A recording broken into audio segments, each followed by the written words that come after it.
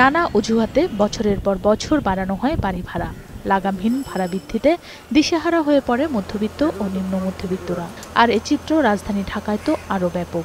মানা হয় না কোনো নিয়ম নীতি।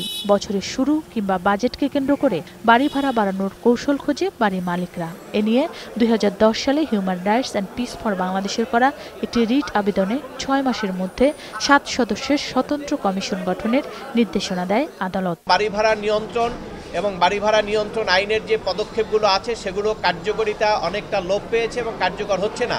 সেই কারণে আগামী ৬ মাসের মধ্যে বাড়ি ভাড়া সংক্রান্ত বিরোধ নিষ্পত্তির জন্য কি পদক্ষেপ গ্রহণ করা যায় সেই ব্যাপারে রিকমেন্ডেশন দেওয়ার জন্য একটি উচ্চ ক্ষমতা সম্পন্ন কমিশন গঠন করার জন্য নির্দেশ দিয়েছেন। ৭ জন বিশিষ্ট কমিশনটা গঠিত হবে।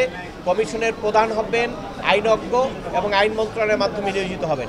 মামলাটি চলমান থাকবে এবং যে কোনো প্রতিকারের জন্য আবেদনকারীরা আবার আদালতের কাছে প্রতিকারও চাইতে পারবেন বলে জানিয়েছেন রিটকারীর আইনজীবী। প্রত্যেকটা থানার ওসিকে বলেছেন যে বাড়ি ভাড়া সংক্রান্ত বিষয় যদি ভাড়াটিয়ার পক্ষে বা মালিক পক্ষে কোনো বিরোধ সৃষ্টি হয়, কাউকে জোর করে বাড়ি থেকে বের করে দিতে চায়, কারো ভাড়া বৃদ্ধি করে, কারো যদি বাড়ির গ্যাস লাইন বন্ধ করে দেয়, পানির লাইন বন্ধ করে দেয়, তাৎক্ষণিকভাবে ভাড়াটিয়াদের স্বার্থ সংরক্ষণ করার জন্য যথাযথ আইনগত ব্যবস্থা ওই পুলিশ কর্মকর্তারা গ্রহণ করবেন। আদালত কমিশনকে স্বচ্ছতা বজায় রেখে কাজ করা সহ সুপারিশ দেওয়ার আগ পর্যন্ত সরকারের আর্থিক সক্ষমতা অনুযায়ী ঢাকা সহ জেলা শহরগুলোর ওয়ার্ডে বাড়ি ভাড়া নিয়ন্ত্রক নিয়োগের নির্দেশনা দেন।